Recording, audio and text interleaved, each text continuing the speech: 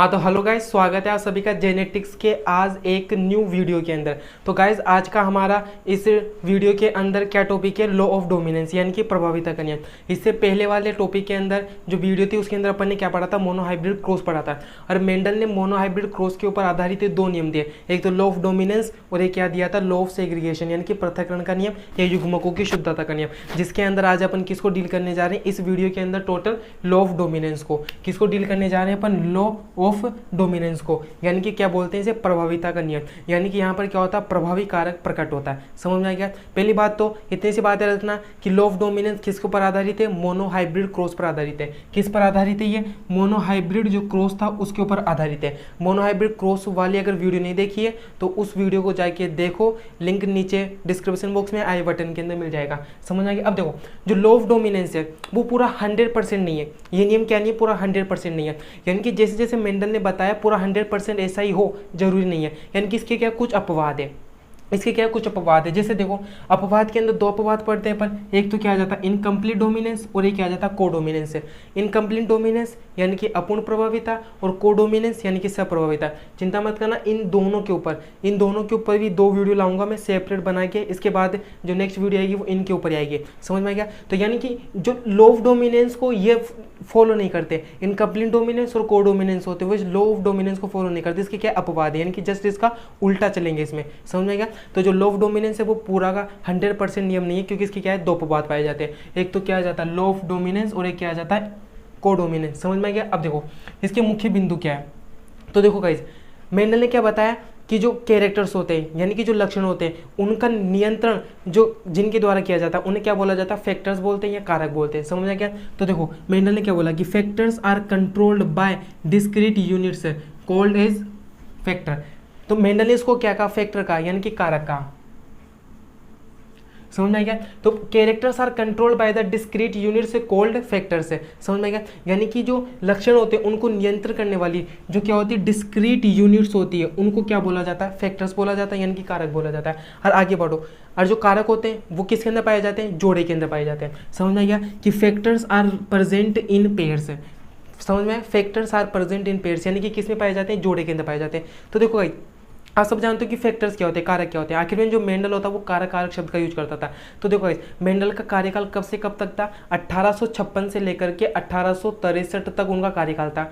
और जीन शब्द की खोज किसने की, जॉनसन ने की। यानी कि जॉनसन ने जीन शब्द के बारे में बताया था। तो जॉनसन ने जीन के बारे में कब बताया था, 1909 के अंदर, जबकि मेंडल का कार्यकाल तो 1863 में खत्म हो गया था। समझ में गया। और इसका जीन शब्द के बारे में किसने बताया, जॉनसन ने बताया 1909 में। तो जीन, जब जॉनसन ने जीन के बारे में बताया 1909 ने, तो उसने क्या बोला कि मेंडल जिस चीज को कारक बोल रहा था ना एक्चुअली में वो क्या थे, जीन ही थे। समझ गया। तो फैक्टर से क्या नहीं कंफ्यूज नहीं करना, फैक्टर्स क्या होती, जीन ही होती है।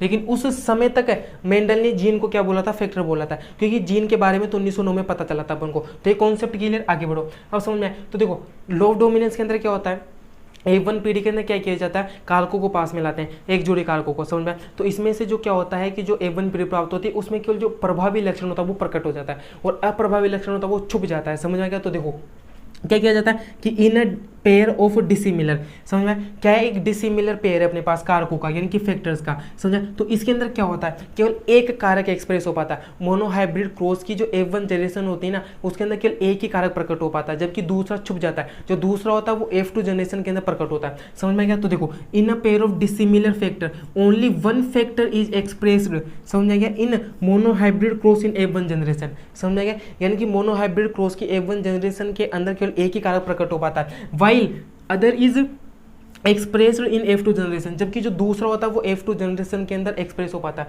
समझना क्या। अब देखो जो F1 जनरेशन के प्रकट होता है उसे डोमिनेंट फैक्टर कहते हैं और जो F2 के अंदर प्रकट होता है उसे रिसेसिव फैक्टर कहा जाता है। समझना क्या। तो देखो dominant factor is expressed in F1 generation, समझना क्या, और जो F2 जनरेशन के अंदर प्रकट हो पाता है उसे क्या बोलते हैं अपन, रिसेसिव फैक्टर। समझना क्या। तो dominant factor is expressed in F1 generation and recessive factor is expressed in F2 generation. अब देखो गाइस इस पूरे को मैं आपको अच्छे से समझाता हूँ। समझ में आ गया। अब देखो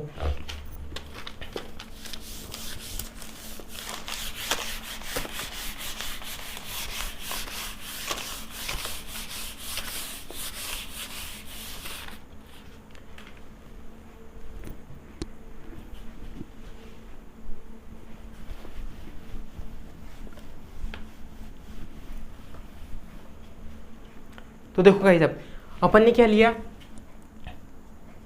इधर देखो, ये तो क्या लिया मैंने टॉल, और ये क्या लिया मैंने ड्वार्फ। आपको अच्छे से तरीके से समझाता हूं। ये क्या ले लिए मेंडल ने, पेरेंट्स लिए,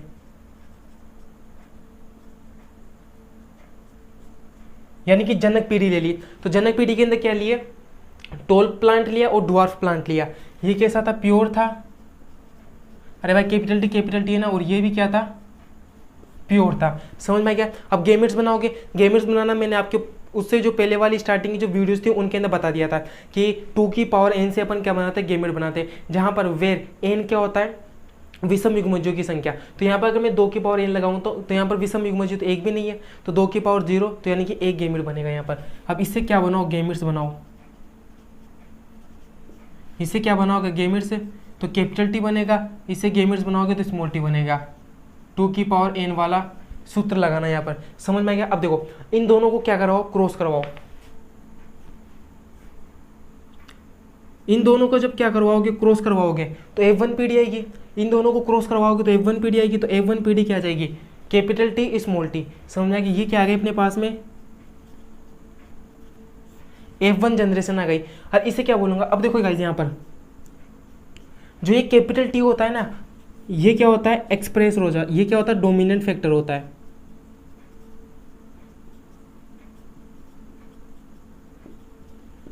जो क्या हो जाता है, एक्सप्रेस हो जाता है। और ये तो क्या हो जाता है, एक्सप्रेस हो जाता है। और जो ये स्मॉल टी होता है ना, ये रिसेसिव फैक्टर होता है।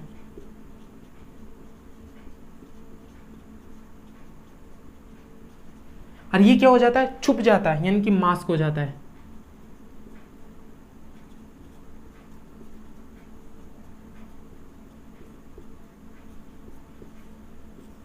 ये क्या हो जाता है, मास्क हो जाता है, यानी कि छुप जाता है। तो बता, अब ये जो कैपिटल टी स्मॉल टी के ऊपर प्रभावी है, ये कैपिटल टी क्या इस स्मॉल टी के ऊपर प्रभावी है, तो इसे क्या बोलूंगा मैं, लंबाई तो बोलूंगा। तो इसे क्या बोला मैंने, टेल।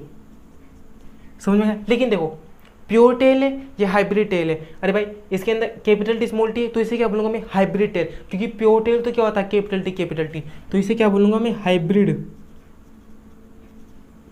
Hybrid toll. समझ में आ गया। क्या बोलूंगा, हाइब्रिड टोल बोलूंगा, यानी कि संकरित लंबा बोलूंगा। समझ में आ गया। अब अगर अपन F2 जनरेशन को प्राप्त करना चाहते हैं तो क्या करो, इसको इसी से मल्टीप्लाई कर दो, इसको इसी से मल्टीप्लाई कर दो। और जब किसी को सेम चीज से मल्टीप्लाई करते हैं तो उसे क्या बोलते हैं अपन, सेल्फिंग, यानी कि स्वपरागण।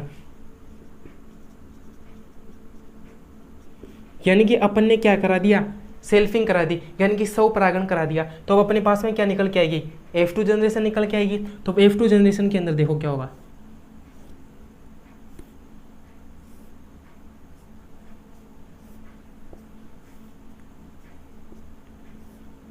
तो देखो गाइज इधर तो मैंने क्या ले लिया, ये कैपिटल टी स्मॉल टी, इधर क्या ले लिया मैंने, इधर तो ये वाले गेमेट्स ले लिए, कैपिटल टी स्मॉल टी। इसके गेमेट्स बनाओगे, 2 गेमेट बनेंगे, कैपिटल टी स्मॉल टी। इसके गेमेट बनाओगे, कैपिटल टी स्मॉल टी, अलग अलग गेमेट्स बनेंगे। ये देखो गाइज यहाँ तक कितना समझ में आएगा, यहाँ तक कितना समझ में आ गया। अब मैं क्या करता हूँ, इसको आगे देख लो एक बार, आगे जो नेक्स्ट पेज है उसी के अंदर देख लो।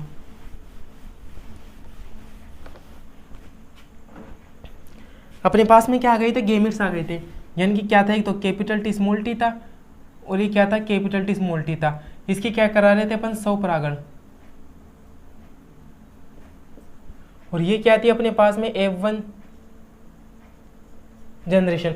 F का अर्थ क्या होता है, फीलियर का अर्थ क्या होता है, पीढ़ी। समझ में, इसके अंदर तो किसी को कोई कंफ्यूजन तो ना। अब देखो गाइस क्या करोगे, यहां से गेमेट बनेगा,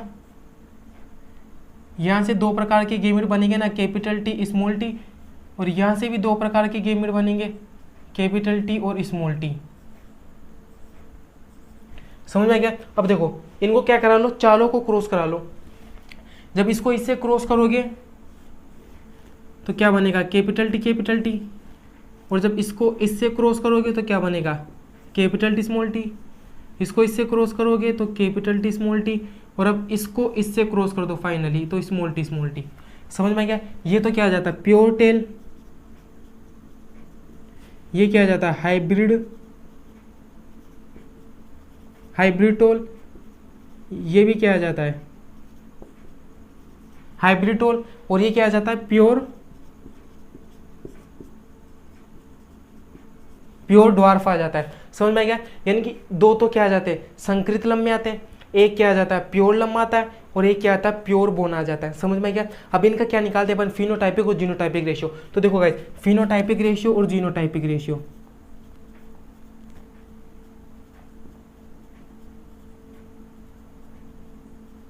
फिनोटाइपिक रेशियो और क्या बोलते हैं अपन, जीनोटाइपिक रेशियो।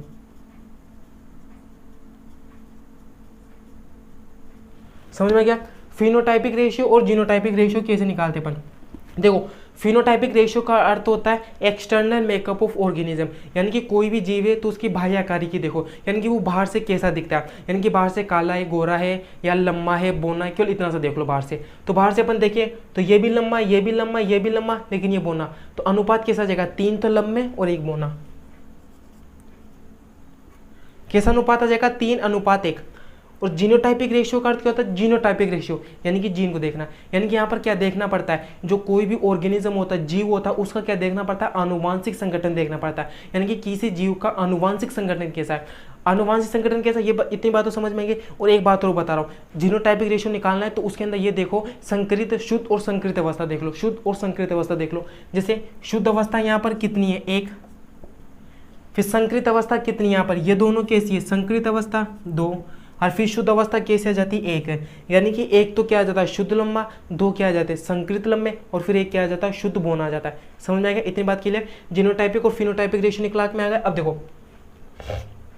अब देखो गाइज, ये क्या प्रभावी लक्षण है, कैपिटल टी क्या होता है, प्रभावी, और स्मॉल टी क्या होता है, अप्रभावी।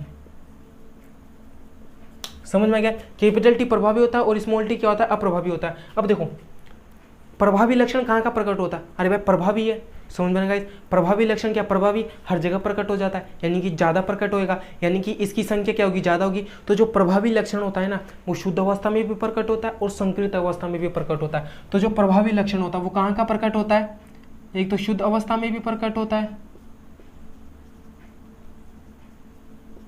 प्लस संकरित अवस्था के अंदर भी प्रकट होता है।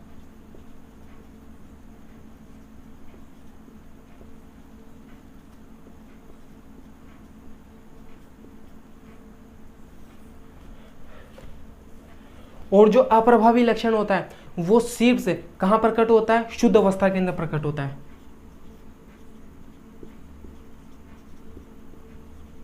अरे भाई अप्रभावी लक्षण तो बेचारा है, दुबला पतला है, कमजोर है, तो जिस वजह से केवल शुद्ध अवस्था में प्रकट होगा। अब यहाँ पे देखो कैपिटल टी है तो इसे अपन ने क्या बोला, लम्बा बोला। कैपिटल टी स्मॉल टी, अब यहाँ पर तो कैपिटल टी और स्मॉल टी, यानी कि कैपिटल टी स्मॉल टी के ऊपर प्रभावी होगा जिस वजह से लम्बा बोला। लेकिन अवस्था देखो यहाँ पर, अवस्था कैसी है, विषम युग्मज अवस्था है। अवस्था कैसी है, संकरित अवस्था है, यानी कि विषम युग्मज अवस्था है। संकरित अवस्था को और क्या बोल सकते हो, विषम युग्मज अवस्था।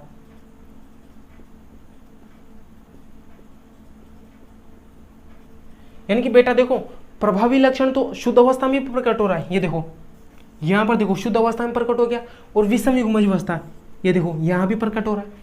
लेकिन अप्रभावी लक्षण, स्मॉल टी तो अप्रभावी है ना, लेकिन अप्रभावी तो केवल शुद्ध अवस्था में तो प्रकट हो रहा है। क्या बोला मैंने, प्योर बोला ना। तो अप्रभावी लक्षण जो होता है वो शुद्ध अवस्था में प्रकट होता है। और गाइस अगर आपको ये कॉन्सेप्ट समझ में आ गया ना, आप जेनेटिक्स के बड़े बड़े सवाल चुटकियों में ला दोगे। इस कॉन्सेप्ट को समझना बहुत जरूरी है, क्योंकि जो आपको एग्जामिनर जो न्यूमेरिकल्स बना के देता है ना जेनेटिक्स के ऊपर, उसके अंदर वो आपको बोलेगा नहीं कि जो अप्रभावी प्रभावी इनको बोलेगा नहीं, आपको खुद को पहचानना होगा कि जो प्रभावी होता है वो शुद्ध में भी प्रकट हो सकता है और संकरित अवस्था विषम युग्मज अवस्था दोनों में प्रकट होता है। जबकि जो टी होता है अप्रभावी होता है स्मॉल टी, वो क्या होता है, शुद्ध अवस्था में प्रकट होता है। और इसको यहाँ से देखो कि यहाँ पर ये तो क्या होती है, विषम युग्मज अवस्था, यहाँ पर भी देखो क्या प्रभावित हो रहा है, जो प्रभावी लक्षण होता है वही प्रकट हो रहा है। यहाँ पर देखो और यहाँ पर देखो, यानी कि शुद्ध अवस्था ये हो गई और विषम युग्मज अवस्था दोनों के अंदर क्या हो रहा है, प्रभावी प्रकट हो रहा है। जबकि अब प्रभावी लक्षण केवल शुद्ध अवस्था में प्रकट होता है। समझ में गया? और जीनोटाइपिक फिनोटाइपिक रेशियो मैंने बता ही दिया। और इसके अंदर एक बात और याद रखना, अब बेनिफिट क्या है, लॉ ऑफ डोमिनेंस का बेनिफिट क्या है, इसका कोई लाभ भी होता है, हाँ लाभ होता है। तो देखो benefit of law of dominance. तो देखो गाइज लॉ ऑफ डोमिनेंस का पता है अपन को फायदा क्या होता है, लो ऑफ डोमिनेंस का क्या फायदा होता है कि देखो, लो ऑफ डोमिनेंस के अंदर क्या होता है, जो F1 जनरेशन होती है उसमें प्रभावी लक्षण प्रकट होता है, अप्रभावी लक्षण प्रकट नहीं होता है ना, तो जिस वजह से मानवों के अंदर कई सारे रोग प्रकट नहीं हो पाते। समझ में गया मैंने क्या बोला, एक बार और सुनो कि F1 जनरेशन के अंदर केवल प्रभावी लक्षण प्रकट होता है, अप्रभावी लक्षण प्रकट नहीं होता पाता, क्योंकि अप्रभावी लक्षण तो F2 जनरेशन के अंदर प्रकट हो पाता है। ये क्या है अपने पास में, F2 जनरेशन है। समझ में क्या, तो अप्रभावी तो केवल F2 में प्रकट होता ना, यानी कि अप्रभावी होता है F1 में तो प्रकट नहीं हो रहा, जिस वजह से मानवों के अंदर कई सारे रोग उत्पन्न नहीं होते। जैसे एग्जांपल देखो, कलर ब्लाइंडनेस,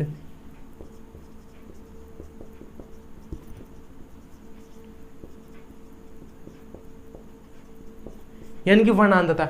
अब कलर ब्लाइंडनेस जिसकी वजह से होता है ना, उसकी जीन, कलर ब्लाइंडनेस किसकी वजह से होता है, अप्रभावी जीन की वजह से होता है। इसका कारण क्या है, इसका रीजन क्या है, तो ये अप्रभावी जीन के कारण होता है।